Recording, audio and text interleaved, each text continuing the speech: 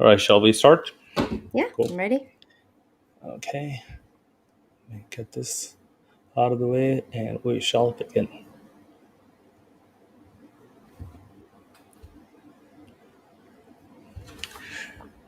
Hey everyone. A lot of women have started to turn into information around health, nutrition, and especially biohacking in my circles. And for all of you women out there wanting to know more about how to live healthy and how to manage your nutrition right, I've got someone special on the show. My guest on the show today is a nutritional therapy practitioner. She's an educator and a real food advocate. On the show today, my guest helps sugar cravers regain all their energy, lose all that weight, and balance their blood sugar without going to the gym or starving themselves. And hey, that seems in line with what we believe in Shift with CJ. So, join me in welcoming Danielle Hamilton. Welcome to the show. Thanks so much for having me, CJ. It's a pleasure to have you on. Danielle, almost everyone who is passionate about something behind their life has a story. And your story is interesting because you had to go to the doctor's office, I think, 14 times in one single year. Can you share that story and what happened next? Yeah, absolutely, CJ. I did just want to clarify that this information that I share is not only for women, but I definitely Mhm, specialize in women. We're much more complicated because we have that pesky menstrual cycle to deal with and these mhm. difficult hormones. But all the information that we'll talk about today, unless it specifically has to do with female hormones, can be applicable to anyone of any gender. But yeah, my story begins in childhood. I was one of those kids who liked all things sweet. I liked a lot of those standard American breakfast foods like pancakes and cereal and waffles and French toast. And if it was a processed carbohydrate, if it came from a box, if it was sweet, I was into it. And I had a lot of I had a lot of kind of sicknesses that required antibiotics when I was a kid. So, strep throat, lots of ear infections, lots of colds. And as I got older, I started to get sicker. I developed strep throat 6 times in a year, my senior year of high school, and had to get my tonsils out. Then the very next year, I got a bunch of allergies and asthma. I was allergic to so many things. They did a skin test on my arm, and it looked like someone just rubbed bee stings or jellyfish on my arms. Like they blew up. I was so sensitive to so many things. And I was starting to get those shots to help your body not overreact so much to what you're allergic to. And because I was allergic to so many things, they needed to put it in 3 different shots. And then about a year and a half later, I started to get worse again and I got retested and I was allergic to a bunch more things. So now I had 5 shots and I was going broke with the copays because the healthcare in the US, we have to like pay a lot whenever we go to the doctor. And so I was getting these shots all the time. So finally, they let me kind of do it myself. And they didn't really know this. They thought a nurse was doing it. But anyway, I digress. So I was giving myself 5 shots in the stomach, like 3 to 4 times a Wow. week. And I was on inhalers and prescriptions for the allergies. I was getting sinus infections all the time. I had no energy and I was just so sick of it. I was in and out of doctor's offices constantly. I had my gynecologist on speed dial. I'd be like, please just prescribe me this medicine so I don't need to, go to the drugstore, or I don't need to, come in for a visit, because it just kept happening. All these recurring infections and candida, and I was just a mess. And I and actually, coincidentally, this was at the point in my life where I was actually my thinnest, but I was also my sickest.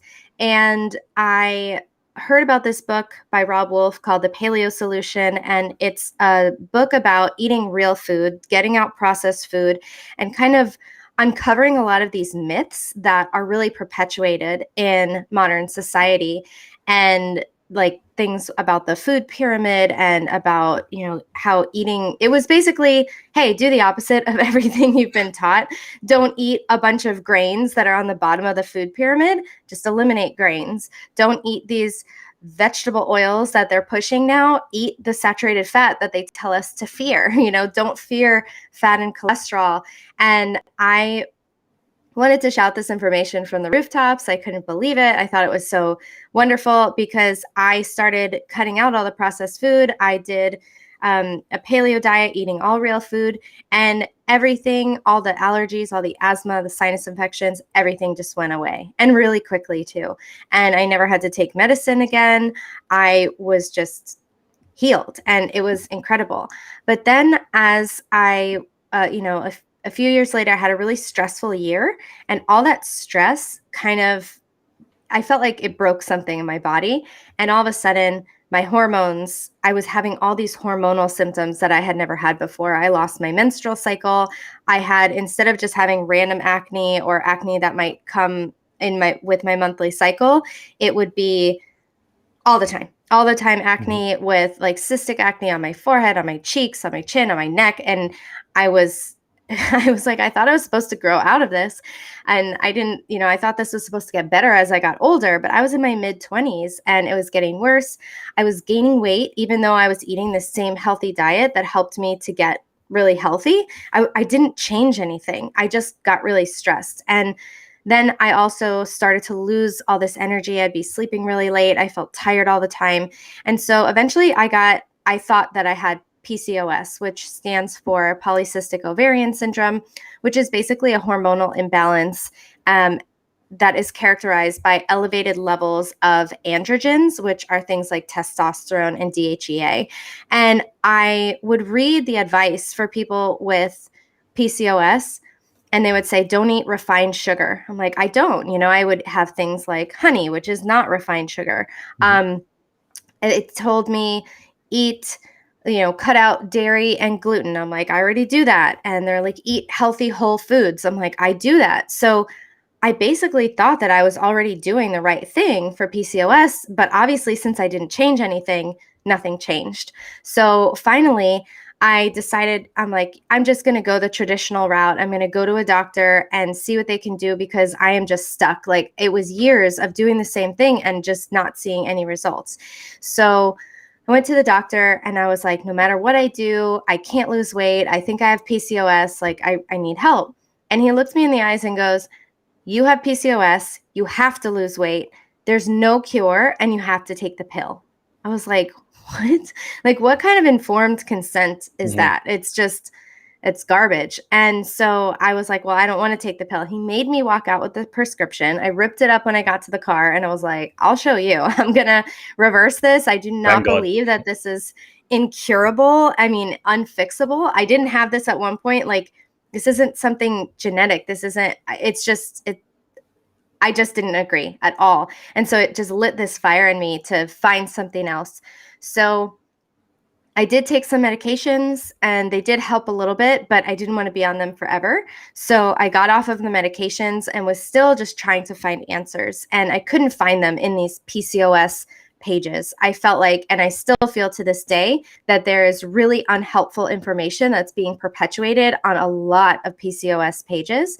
And one day I heard a podcast by Dr. Jason Fung and Megan Ramos, who are in the fasting world. Mhm. And Megan said that PCOS is the diabetes of the ovaries. And I was driving and I nearly drove my car off the road because I was in so much shock. And I was like, what do you mean diabetes? What, blood sugar? Like, what the heck? What does that even mean? Mhm. And so I had to go look, because the only thing I knew about diabetes at that point was that it had something to do with blood sugar and something to do with amputations, because I had worked in a nursing home previously as a speech therapist, and I had seen a lot of my diabetic patients had amputations. So that's all I knew. And so I was like, but I don't have diabetes, so I don't understand.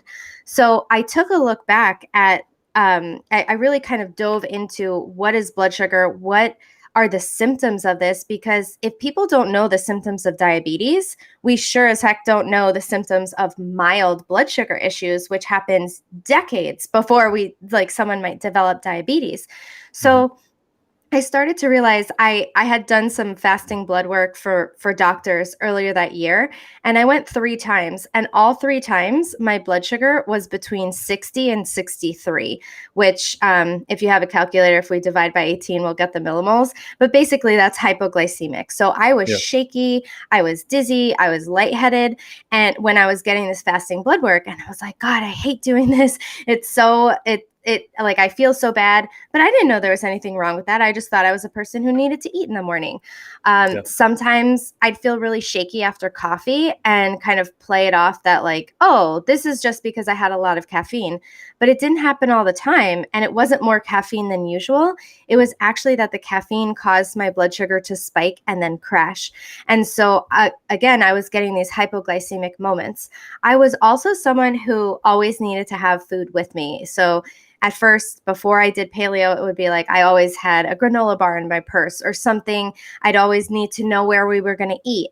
I would often go out. I would eat before we went out to eat. And I was like, I don't know why I do this. And it was because I knew that I couldn't tolerate feeling hungry, because for me, it wasn't hunger. It was a blood sugar crash that I was going to experience. So I intuitively ate and grazed and snacked all the time to avoid feeling these feelings. And so these are some of the things that I didn't even realize were issues. And meanwhile, I did have this insulin resistance and blood sugar issues that were at the root of my PCOS. And so, if you've ever worked with blood sugar versus female hormones, it is so much easier to control your blood sugar because we can Mhm. do that with every single bite of food that we're eating. And so, when I started to work on my blood sugar, I just changed my paleo real food diet into ketogenic macros. I started to introduce intermittent fasting. I supported my digestion. I actually went to nutritional therapy school at this time. And so I was doing a lot of deep work on the inside, supporting my adrenals, doing all different, some biohacks and things like Mhm. supporting my sleep with my Aura Ring. Nice. And wouldn't you know, I no longer have any symptoms of PCOS or hormone imbalances. And it was just such a cool thing to be able to work on blood sugar, which is at the root of all other hormonal imbalances. And that's because blood sugar causes the release of insulin, which is a hormone, and insulin affects all other hormones. And especially what it does is it increases levels of testosterone. And so we can see that that is a direct cause of the elevated testosterone that we see in PCOS. So it was pretty remarkable. And now I use my story and my knowledge to help heal other people. So we'll help them heal themselves. Well, that is pretty significant and remarkable. And you touched on so many points that are now just jumping in my head, like from energy crashes to hormones. And I think it's a great platform that we can talk about everything in your story and just build on from there.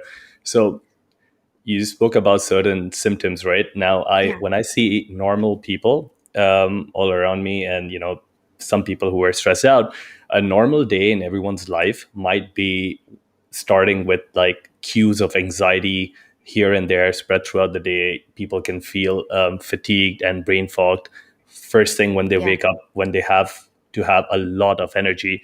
And most of the times people just blame things on the coffee. They're like, please don't talk to me unless I have my coffee, or after lunch. And people are Yeah. so irritable. But then you go and talk to, or tell me, how many times have you seen like diet charts or advice from dietitians which say you've got to wake up in the morning and the first thing you have to have is a bowl of oatmeal with some orange juice, because that orange juice and both oatmeal is going to give you all the energy. But when we see all around the world, that isn't really happening. And I love that you touched on that increasing blood sugar all the time. And this Mhm. is this is applicable for everyone, right? Because most of us are in the same cycle. I remember I was in the same cycle as you a couple of years ago, where I would just think that, hey, if I don't eat enough, I'm not going to make any gains at the gym, or I won't look good and I'll lose all my muscle. And basically I have to eat 6 times in a day to keep my blood sugar from crashing. Yeah. And you have Well, to keep your metabolism going by eating yeah, 6 times a day, right? That's what they tell you too. exactly. And in your experience, like through all of those things that you've gone, how much of all of this is correct? So there is always going to be bioindividuality, which means that every Mhm. person might have this little difference. But in general, we were born in ketosis. So all babies are born in ketosis. And if they're exclusively breastfed, they are in and out of ketosis. And so what that is it's a metabolic flexibility, which means that our bodies can burn fats and sugars and all different types of nutrients for fuel. So we want to have a flexible metabolism. We don't want to have a fast metabolism. That's kind of a myth or a misunderstanding. Mhm. What we want is our body to be like, okay, if we eat some sugar or carbohydrates, it could burn that off. But then once that's done, we can kind of tap into our own stored body fat for fuel.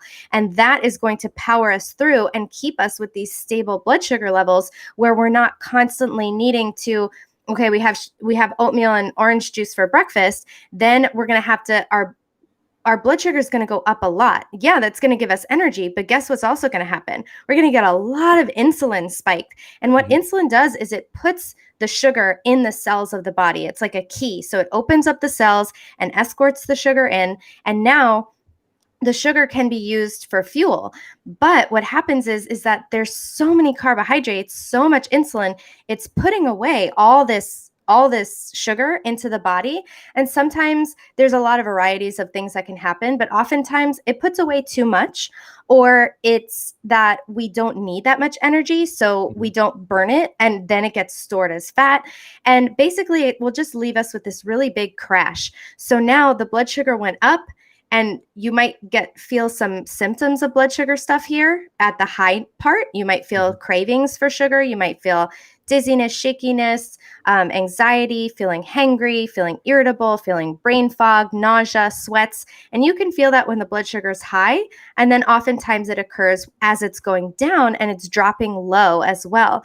And so now the blood sugar is low and our body's sensing, okay, we need energy. So what is it going to make you do? It's going to make your brain thinks that it needs fast energy. What's fast energy? Carbohydrates and sugar. So then you're going to have a mid-morning snack. So maybe you have an apple and you have coffee with sugar in it. So again, the blood sugar is going up. And then what's going to happen? We get the insulin release, it goes down again. Now it's time for lunch and we have a sandwich with bread and chips and soda.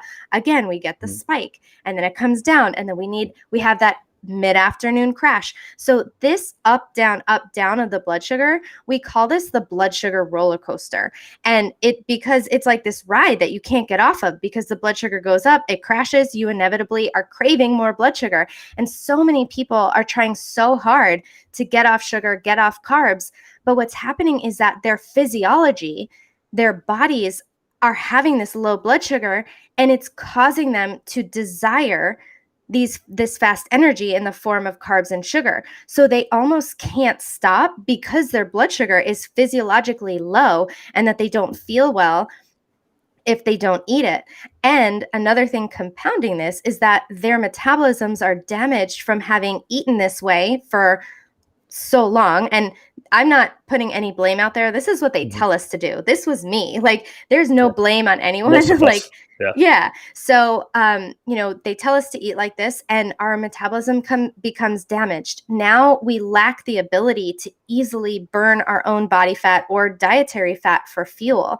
And so it leaves us dependent on the sugar and carbohydrates, which is a dangerous spot to be in, because carbs and sugar are like kindling in a fire. So they're like, you throw Mhm. in some twigs and hay and it burns off super fast and hot, but then you're done. So fat is more like a log in the fire. It will burn low and slow. So we want to be able to burn fat for fuel, because this is going to keep us stable. So eating all the time is always spiking our blood sugar and insulin.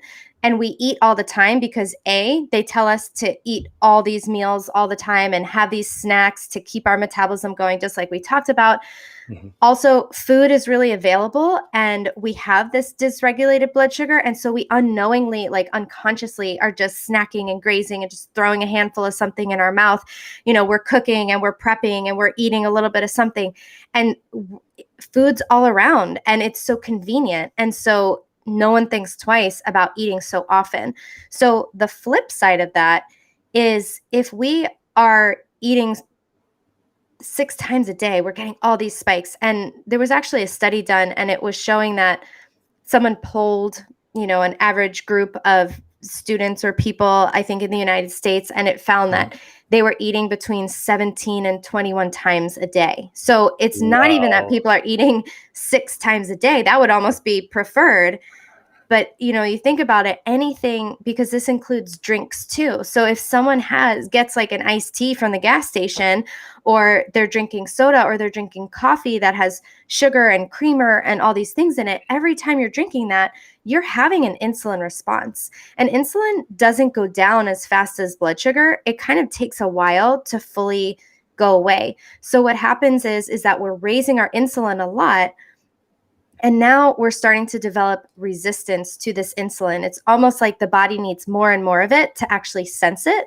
Just like with alcohol, there's a Mhm. tolerance that you build up, or with sweetness, there's a tolerance. You need more and more to get that same effect. And so now the cells are not responding to the insulin. And so the sugar is knocking on the insulin's knocking on the door of the cell, and they're like, no, we don't need you here. Or the cells are super filled up already with sugar, so there's no place for it to go. So now we get chronically elevated levels of blood sugar, or we get this fluctuation.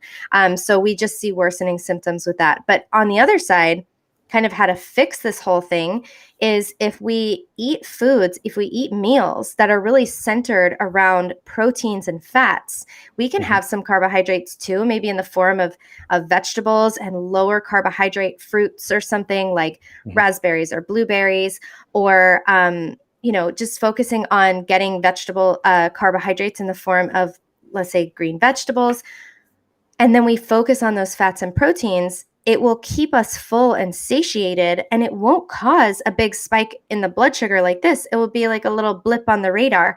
And all of these nutrients are going to keep us full until we have to eat lunch. And then we eat our next meal, and we get a tiny blip, maybe no movement at all on the blood sugar.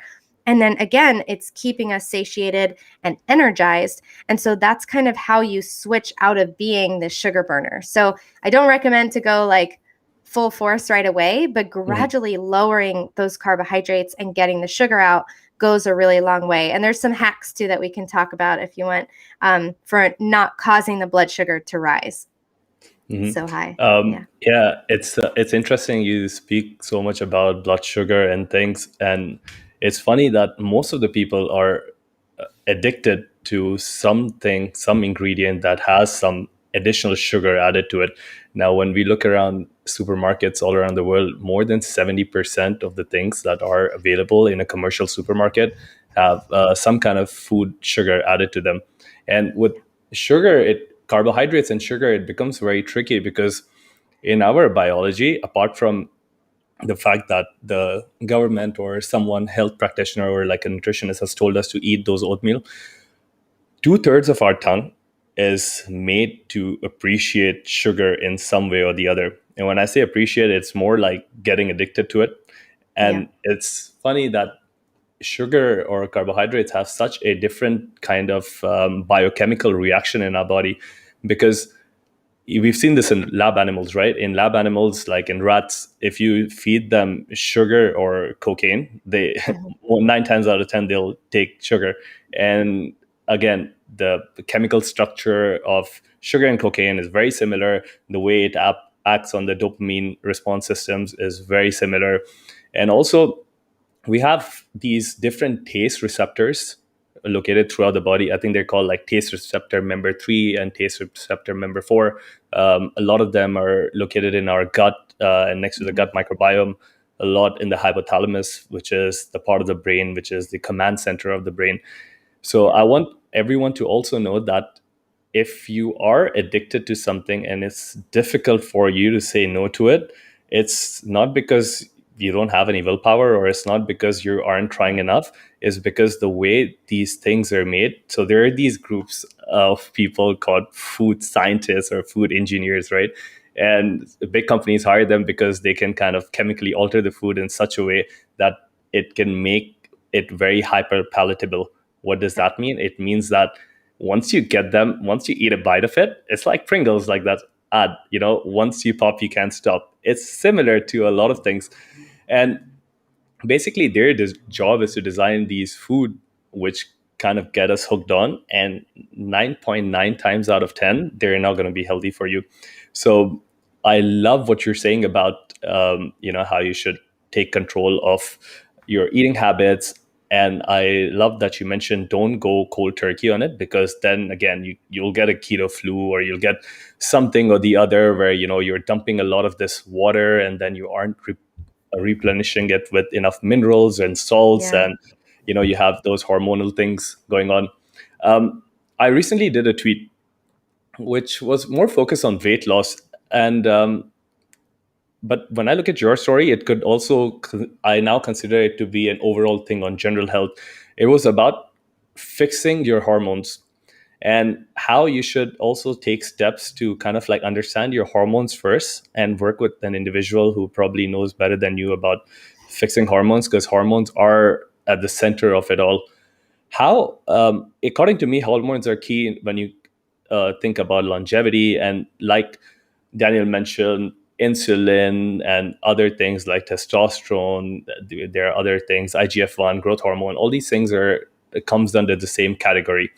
Now, there are hormones that make you full really fast. There are hormones that, like, let's say, for example, ghrelin, which is a hunger hormone. And what it does is it makes you hungry. But guess what? A lot of people advocate eating sugars in the form of fruits or fructose. But the way it works, the chemical structure of it is like no matter how many fruits you eat, it's not going to increase your satiety. And you spoke about satiety as well.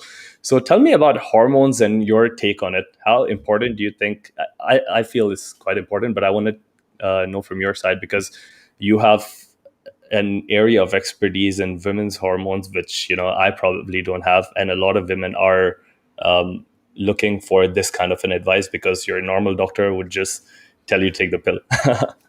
Yeah, so the pill is definitely a band-aid for symptoms. So if you need to take the pill because your periods are just so painful and it's the only option you have, these options are there.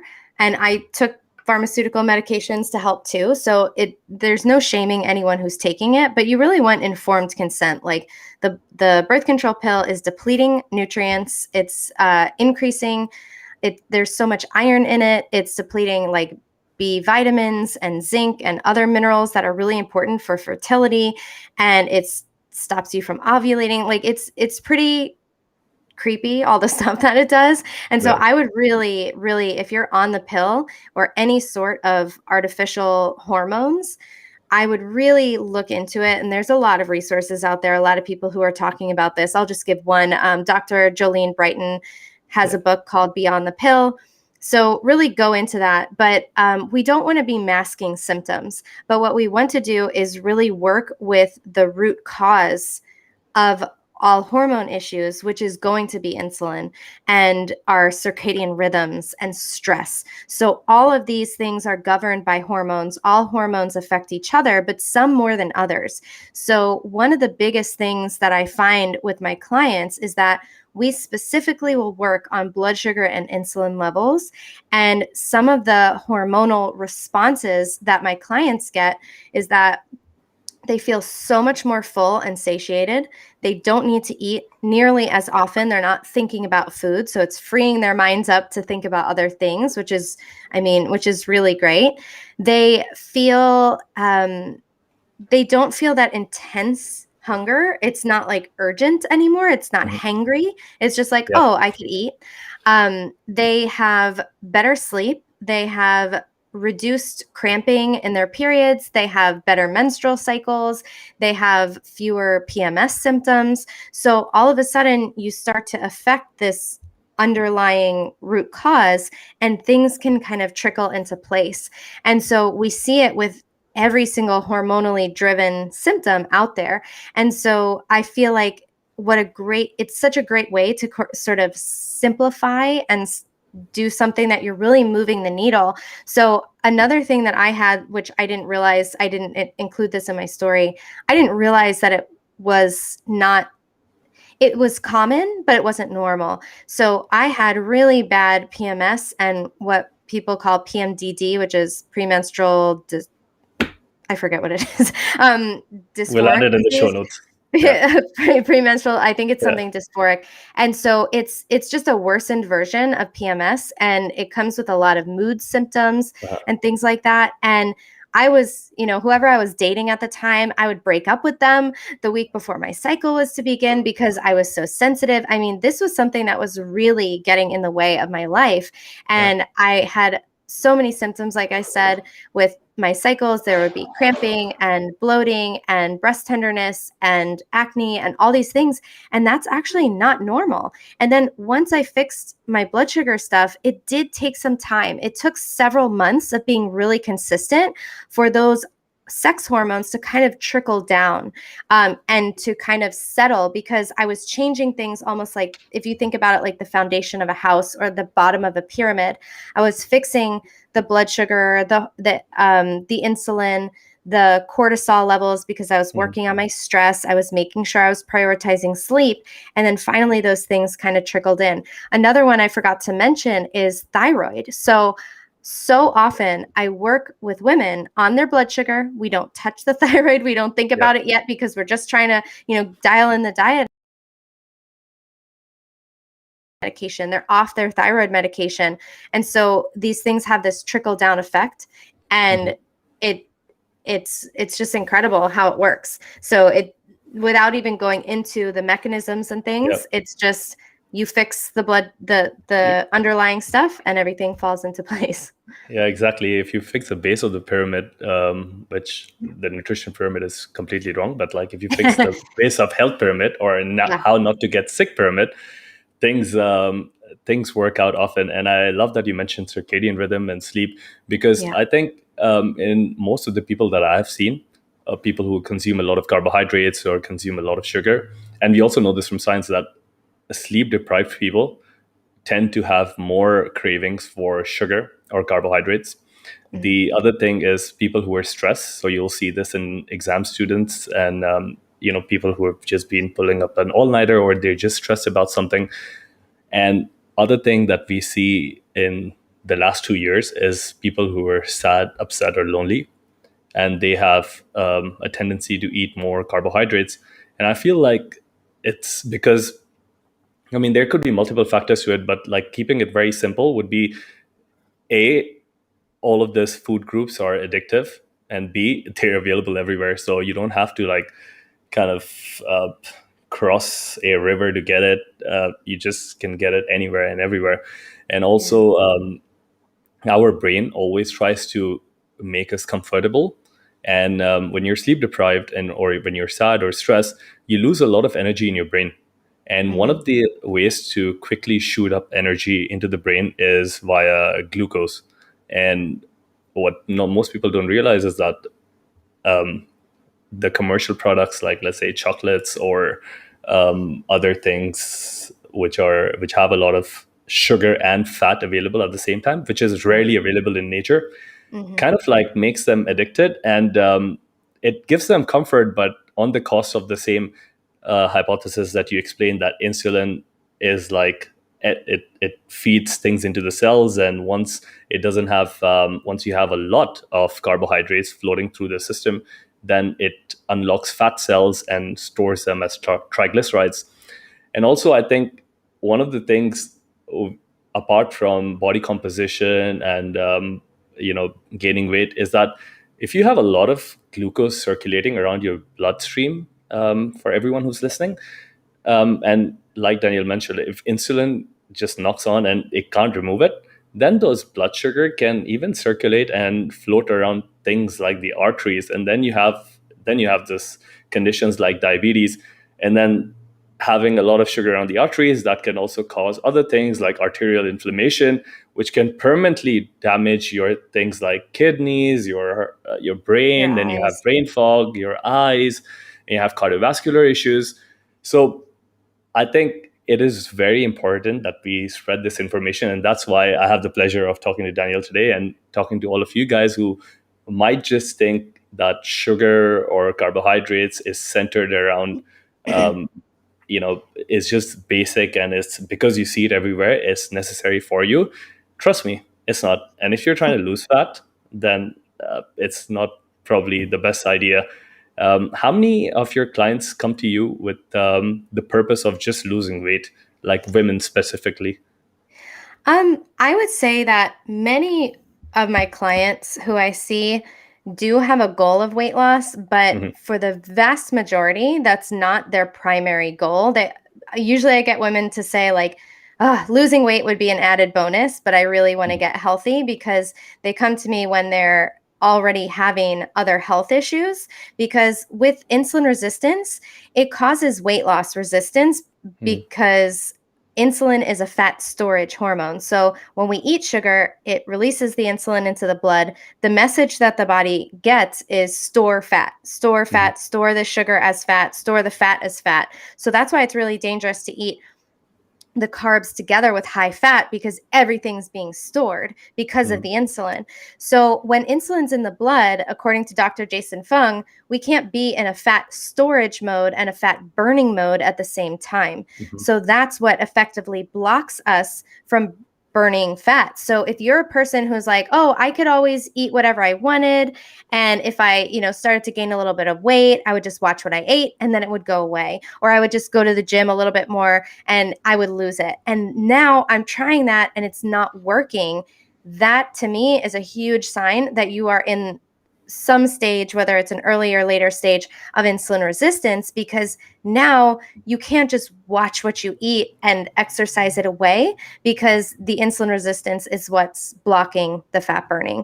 But yes, a lot of people do have a goal of losing weight. I mean, it's there's so many people overweight, and when you look at the grocery store and you look at all the foods there are for sale, and then you look at the general population, especially here in the United States, this information that we're talking about, you say it's no wonder people look like this. It's Exactly. no wonder everyone's overweight Yeah. because they're eating the foods that are available and that are advertised to them, and all of them are just devoid of the nutrients we need. They're not filled with these healthy fats that help stabilize the blood sugar. They're actually loaded with these vegetable oils, which we haven't talked about yet, and I think Yeah. it's really worth mentioning. Yep. um, these vegetable oils, and when I say vegetable oils, first of all, I did not name them that. Someone else started calling them that. They're not made of vegetables. Someone Yeah. online was like, "Why do you call them that? They're not made of vegetables." I'm like, I didn't I didn't invent it. So All basically, the there are these, vegans would have got your attention. yeah.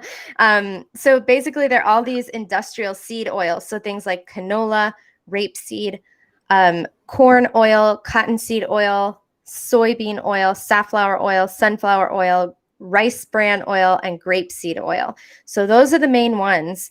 And they are in everything. They are in so many processed foods. They're being shipped throughout the world now. They're being brought to underdeveloped nations and where they were eating their traditional food. And now there's like, it's stocked with soybean oil.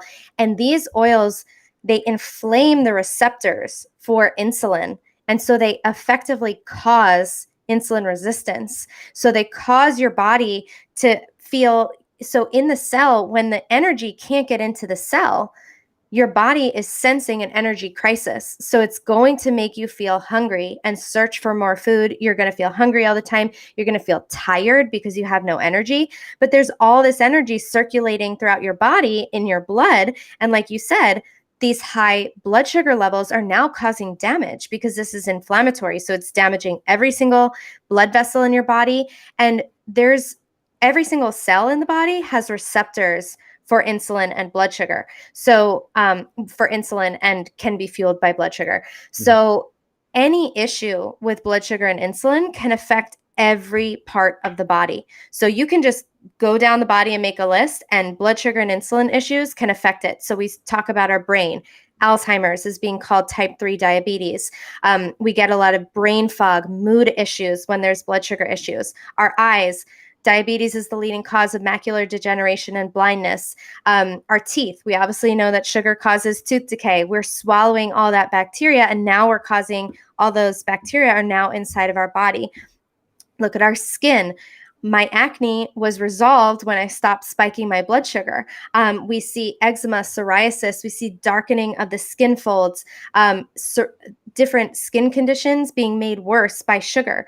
I had a client who had psoriasis, and she started doing a ketogenic diet, no more psoriasis. I mean, it's amazing how people heal. So you can do this for the whole body, the cardiovascular system. We get insulin resistance is like one of the leading causes of hypertension. They tell Mhm. us it's salt. It's not salt, it's sugar. Don't have Yeah. the sugar, have the salt. The salt is good for us. We need those minerals. It's Mhm. an electrolyte. We want this natural, unrefined salt, Himalayan salt. That's the good stuff. And then we go into our gut. It causes overgrowth of yeasts and bad bacteria. It affects our kidneys. It affects our pancreas, our liver. I mean, and fertility. So one of the leading causes of infertility is PCOS, which we know is driven by insulin resistance. In men, also, it can cause high sugar diets can Yeah. cause infertility, and that's a huge problem for so many people. I'm seeing a new client because she said that her issue is infertility. She had no idea she had blood sugar issues. And those are her primary issues. When I took an inventory of all her symptoms, we need to just balance the blood sugar and she's going to be able to have a healthy baby. So it's really Wow. crazy that it has so many far-reaching effects, and that's why it's so hard to pinpoint that it's blood sugar, because it's like, well, I have acne and I have infertility and I sometimes have brain fog. It's like, how Mhm. are those things seemingly connected? They're very connected. So it's kind of cool once you figure it out. It's like, oh my goodness, all these things, and then you just hit it hard with the blood sugar control, which we can talk about those Yeah. hacks and different things. And then you just see progress in all areas. You have more energy, better moods, better sleep.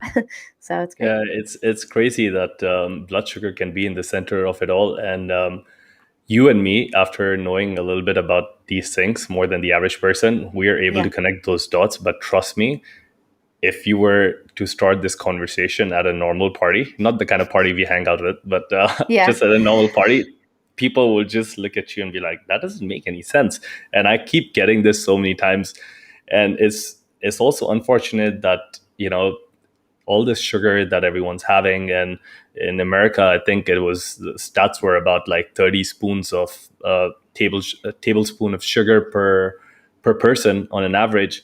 And when you go around in the world, you see that 1 in 3 people are either overweight or they're obese, and obesity related illnesses like you could tell them diabetes or just anything under the roof, it now kills more than 3 times more people than malnutrition. So this is like a global epidemic, like everywhere in the world, even the poorest countries in the world, because of Yeah. bringing in all those soybean oils and just digressing from their natural ancestral diet and lifestyle, are Hmm. now seeing conditions where people are getting more heart attacks and people are kind of becoming more obese and other sorts of problems. So yeah, sugar is an important one, but bad fats, I would also, thanks for mentioning that, because I would Yeah. consider them equally as important as cutting I would out sugar. consider them actually more important, which is, Yeah, if you can believe, because they become, they integrate, like at least you can burn off sugar, yeah, but you can't burn off a vegetable oil. It becomes you, it integrates into your cell membranes, and then your fat becomes difficult to burn. So it actually causes dysfunction in your metabolism, and they stay with you for years. So it's really creepy, the damage. But insulin resistance, I always say the perfect storm for insulin resistance is vegetable oils, sugar, and flour. So we also need to think about that flour mhm, is also just like sugar. It's just as bad, if not even worse, again, because it has the gluten component, which is highly inflammatory for most yeah, people.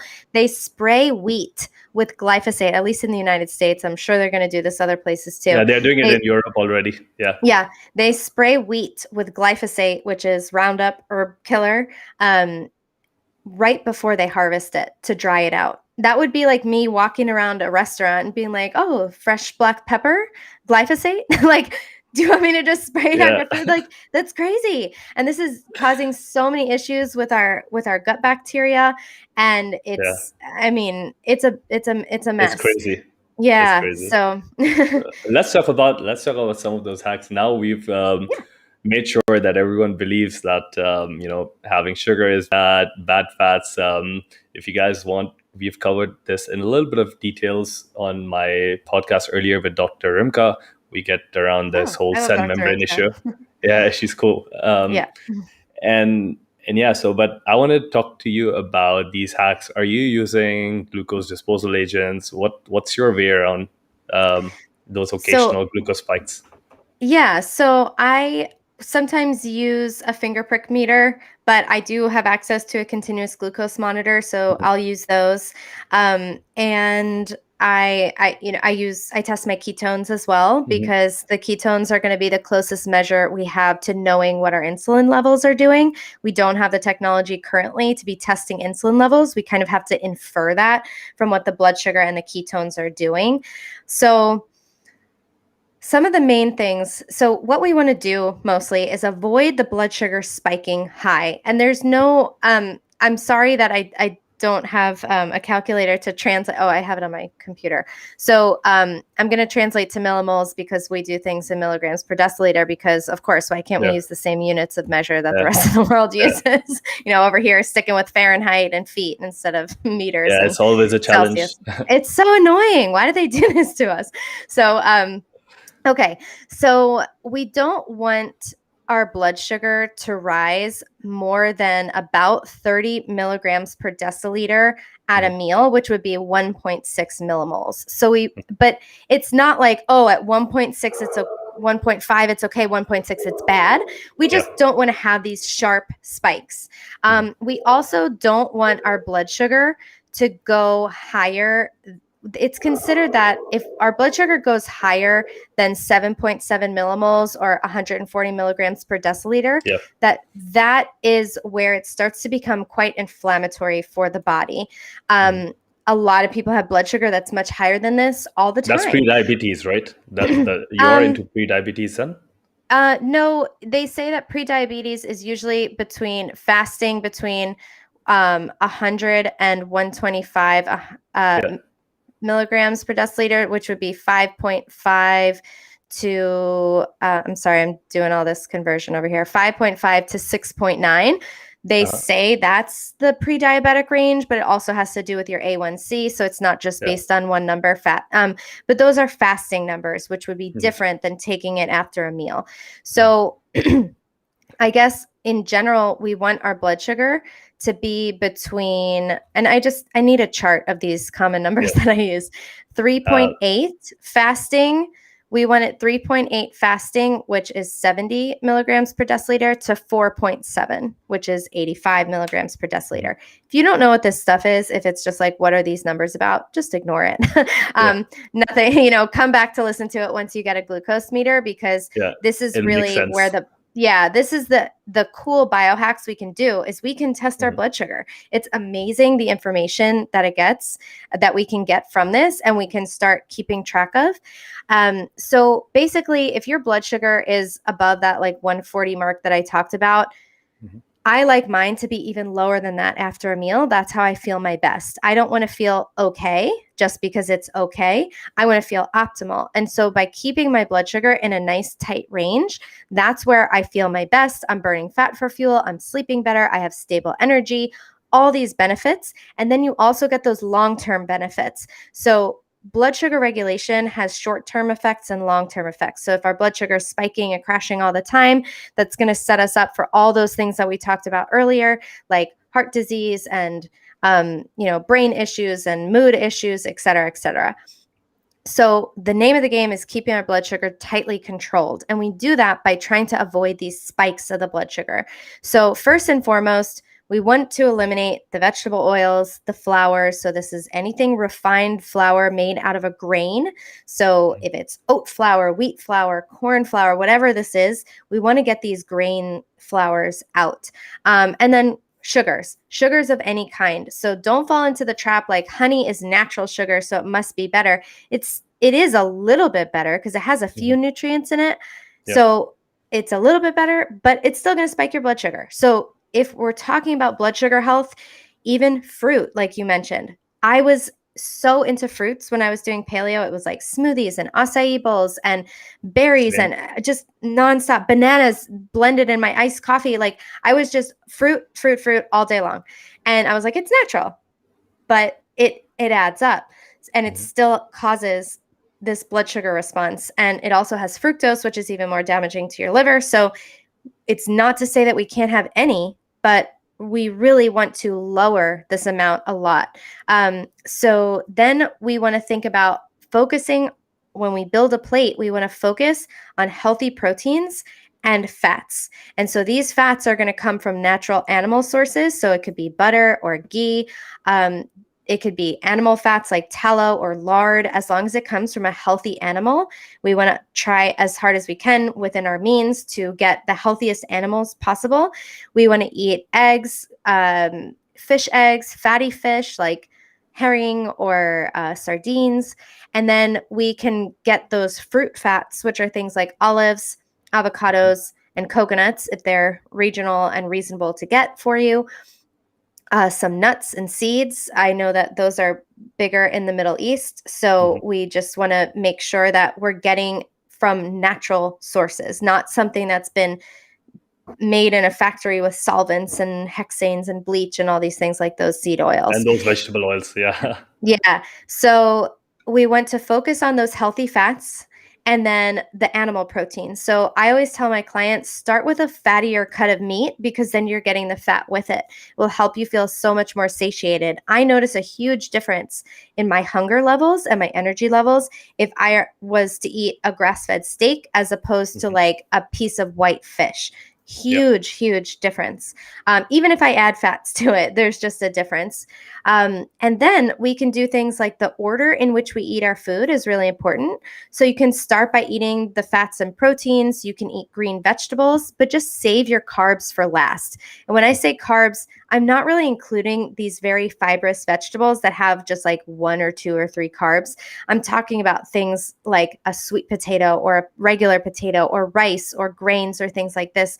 Even beans are a little bit higher in carbohydrates as well, legumes, pulses, Yeah. whatever you want to call them. So we want to save our carbs for last. Another hack would be to go for a walk after you eat, after your meal. Mhm. Another hack, because that's going to use up some of the sugar.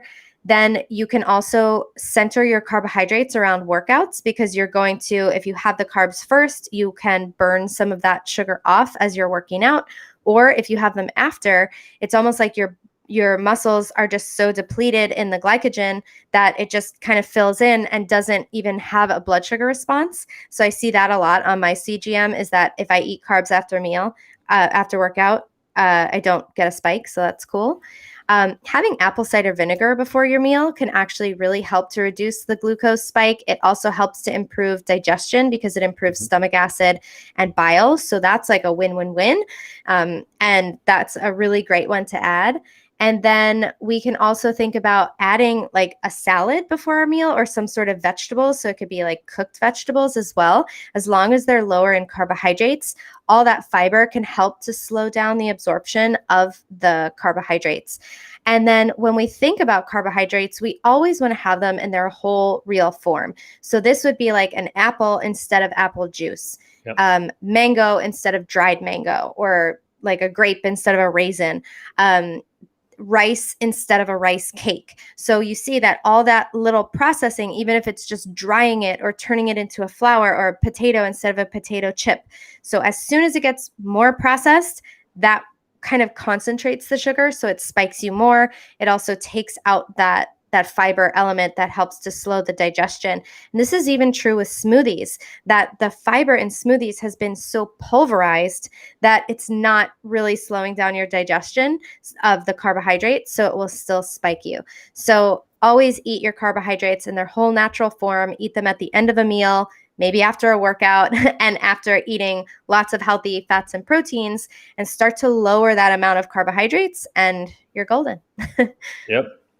Those advices were gold, honestly. Thank you so much for sharing those. And for everyone Sure. who's listening, um, I hope you're taking notes. And if you're not, just rewind the episode when it's safe to do so and then put all of those down because I incorporate almost every one of them in my regular day. And it's not that difficult to implement. And this is one of those things where we speak about so many different hacks and strategies, but it's not always feasible for everyone. But everything that Daniel just mentioned, like having some apple cider vinegar around your house, going for a 10-minute walk, just simple things will give you the biggest return because you can do them for life. It's just stacking every day, and you don't have to do everything together.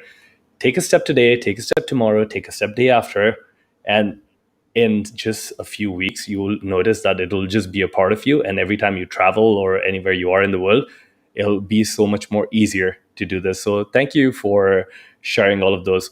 What are your take on these herbs and some of the supplements and herbs like berberine, cinnamon extract, chromium, these kind of things to lower blood sugar? Do you use them personally or? So, if you are deficient in certain minerals like chromium, you will Mhm, have blood sugar issues. So, it's worth potentially, re-upping your stores of chromium and magnesium as well. So, it's definitely worth it to have some of those minerals to make sure your issues are not being caused by a deficiency. But that it's not gonna like totally get rid of an issue. You can't mhm, like just take these supplements and your blood sugar is going to be fine, but you definitely want to make sure that you're sufficient in them. Then berberine, cinnamon, I'm not sure if it has so much of an effect, and berberine can have an effect, but it needs to be a little bit longer term, that you might find that over time your blood sugar might come down a little bit more. mhm. Some people it's helpful for, but honestly, the apple cider vinegar tends Does to the trick. works even better. So you can kind of save your money on that. And I Mhm, I don't know enough about cinnamon, but I haven't heard very convincing research. I heard mhm, that it, again, maybe it's like over time, but you can do so much more, like save your money on buying all this cinnamon mhm. and do these hacks instead. Try the apple cider vinegar and, you know, go for the walks, lower Yeah, the carbs. It's yeah, so much more easier. effective. Yeah. Yeah. Talk to me about what is Sugar Free 30. Oh, Sugar Free 30 is a program that I designed. It's a free program and it addresses all the areas of blood sugar dysregulation, and not all the areas of blood sugar dysregulation. Sorry, I haven't talked about this in a while. All Mhm. different areas that you need to kind of dial in. So it's a Yeah. holistic kind of program for optimizing blood sugar regulation. And so basically it's sort of like the Whole 30 if you've heard of that, but Mhm, the Whole 30 doesn't necessarily account for blood sugar issues or macros. So with the Whole 30, we work on things with our diet. So we're making sure that we're not eating a lot of carbohydrates. There's different rules on that. And you need to take a 10-minute walk per day. You need to work out like 3 to 4 times a week. You need to do 20 minutes of stress reducing activities daily because stress has a huge impact on our blood sugar. And there's also a fasting component. So it at least a 16/8 fast per day, and then sometimes you can do more than that. So this is an intense program, so there's different yeah. levels of it. So if you've never fasted before, like maybe just don't include that, or just start with like, oh, I've been eating for 14 hours of the day, maybe I'll try a 12-hour fast, like starting where you're at and just kind of slowing it up. And there's different levels, so you don't need to go like full-blown ketogenic right away. You can Mhm. include some carbohydrates at the beginning, but it's a very effective program, but it is intense. So you can up or down regulate the intensity to help you, but it's a really great start because it's comprehensive in terms of all the areas that we need to look at for regulating blood sugar, which, and also prioritizing sleep, getting outside. So those things are recommended in the program as well. And if people want to find this program, is this available on your website? Yeah, DanielleHamiltonHealth.com, and it's free to join. And there's also a Facebook group if you wanted to join for support or just talking about your experience, sharing meals, things like that. Okay, so that's DanielleHamiltonHealth.com, guys, for everyone who's listening. Mhm. It's a fantastic program. Go for it. It's for free, so make use of it. And thank you, Daniel, for providing that to us. Sure. And we've almost reached to the end of this podcast. And my final Mhm. question to you is, if you had a time machine or you had an access to one of those movie time machines and you could go back in time, Mhm. in your 20s or your 30s, uh, what would be that one thing that you would want to change or you would give yourself, younger self, an advice to do it doesn't have to be about health. It could be about anything. What would you go back and tell your younger self to do? Wow. Um, I think I wish I was just eating healthier from an early age, Hmm. but it would, it's hard to feel like I would give myself a change because it would change now, and I don't think I would be doing what I'm Hmm. doing. So I can't say that I regret anything that happened because I feel like my life happened in this divine way that now I'm here where I am. But again, it's a magic wand, it's hypothetical. I just wish I were eating healthier from an earlier age and not eating all these processed carbohydrates and having canola oil and things because my mom didn't know this. I was a product of the 80s and 90s. It was all low fat and I got really sick and I was really sick in my 20s and I feel like my life would be really different if I were healthier and knew this information that I knew now. So, Amazing. Thank you for sharing that. And I would mhm. also encourage everyone who's listening to this show, whether you're a young person or an old person, whether you have kids, you don't have kids, just make sure you spend enough time and energy to figure out what's right for perhaps you and Mhm. for a loved one. And if you see someone going out of course, then take some kind of accountability and tell tell someone who's younger than you or someone who doesn't have that kind of life experience or who just thinks things are always magically going to work out. Every one of us knows that, as you age, things change. So be accountable, give that young person advice, and let's make a healthier community for the future. Daniel, it has been a pleasure to talk to you today. And thank you so much for coming on the show. I really appreciate you and all the work that you have done and all the information. And thank you for all the hacks that you've given us. This has been fantastic. And we've mentioned your website already. Is there anything else you would like to tell the audience before we close off? Yeah, thanks so much for having me. It's been a fun conversation. And so I have a very active Instagram account. I make a lot of content over there that kind of helps to simplify some of these dense and hard to understand topics. My Instagram is Danielle Hamilton Health. And then I also have a podcast called Unlock the Sugar Shackles. And so I'm a talker, as you could probably tell. And so Yeah. I have a bunch of episodes over there where you can check that out anywhere you listen to podcasts. Yeah, we will link that in the show notes. And if you guys didn't catch that, then go onto my Instagram page right now. And there's a story that mentions Daniel's Instagram. So you can find it right over there. Daniel, it's been a pleasure. And for everyone who's listening, thank you for spending your time with us. And I hope you have a great day, great evening, and take care.